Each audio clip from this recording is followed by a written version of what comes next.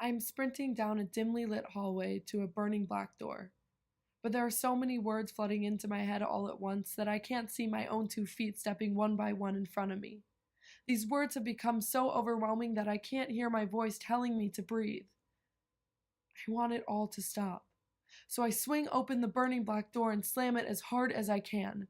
The vibrations shake up the words inside my head, turning them into incomprehensible letters. Letters that have become so meaningless, they have jumped into the droplets pouring out of my eyes until there are nothing but shambolic splatters on the marble floor. I brush my bare feet on the ground until I reach the center of the room. I'm sitting quietly, with my knees bent, and my head tucked into the darkness they create. I am sitting in an uncomfortably silent, intensely lit, white-walled room. It has one door, but when it is closed, you can barely tell that it's here.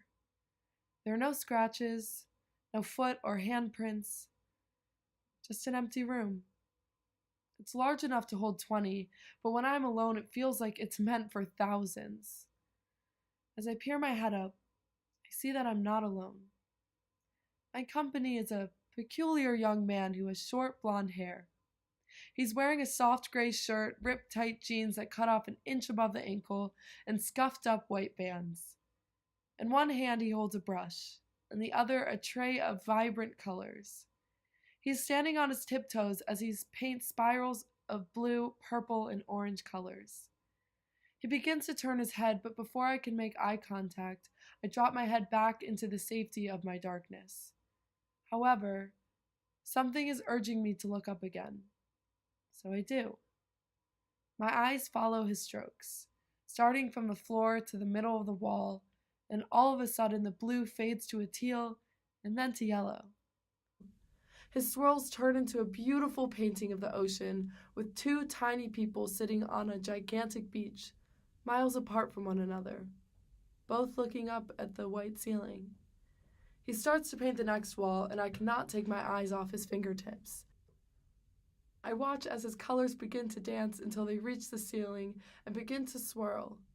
He then delicately paints 5 tiny shimmering silver stars into a constellation I've never seen before. It leads to a giant, magnificent painting of what I think is Saturn. I'm amazed that I didn't see it before. Staring at its beauty, I begin to wonder what it would be like to stand on one of Saturn's rings. Would adrenaline pump through my veins? I can never do it, but I know I would feel so alive. I think I need to take the chance. I don't want to just live to survive. He drops his brush, and instead of flinching and hiding, I pick it up and hand it to him. His hand reaches out to mine, and he pulls me up, looks into my eyes, and points to the next empty white wall. He takes my hand in his, and we begin to paint swirls of green. He lets go and begins painting the final blank white wall. I become so lost in my wall, I almost forget that he's in the room with me. I'm not creating anything special, just a wall of colors. I'm flicking each color from the tip of the brush, and as soon as I finish, I take a step back and look. I look at him, and he looks at me. And then I take my entire hand and place it on the wall. I move it in all sorts of ways, transforming my wall into what was a neat garden of colors into an unkept field of wilderness. He takes a break from his masterpiece and joins me, splashing the colors, even throwing them at me. Some fall onto his walls, and we can't help but laugh.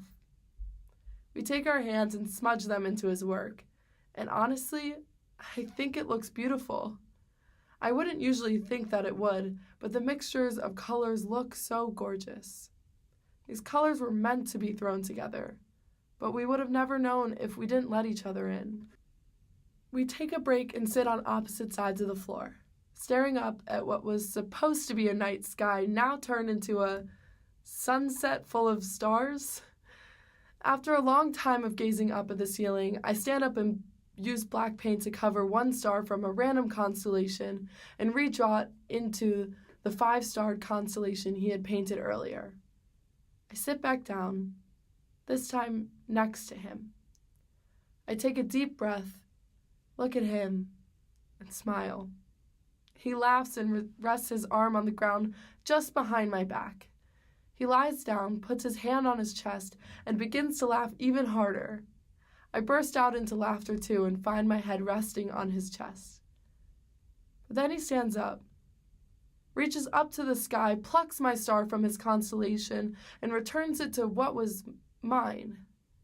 I look at him, but he doesn't look back. He just silently leaves the room.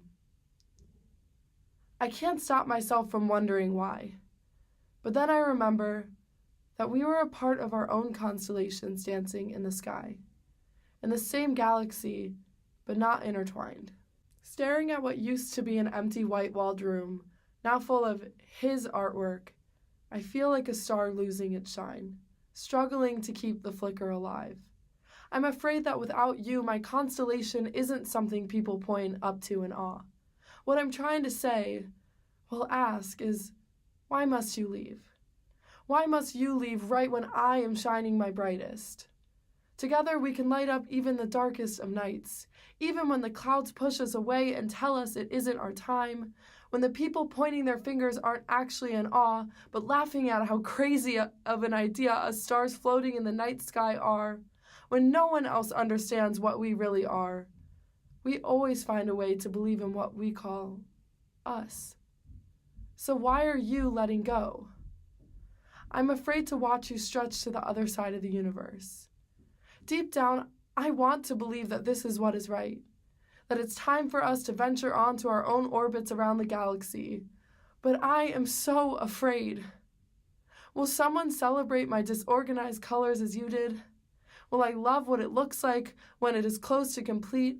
Will I even be capable of letting them in? Will I be able to look up from my darkness? Will the story people tell when they point up into the sky be as exciting as ours? Will I ever stop searching for you on the darkest of nights? I don't know. And I guess I shouldn't expect you to know either. Not even the sun can tell me these answers. What I do know is it is time for me to stand up, open the burning black door, and find a new hallway to walk towards.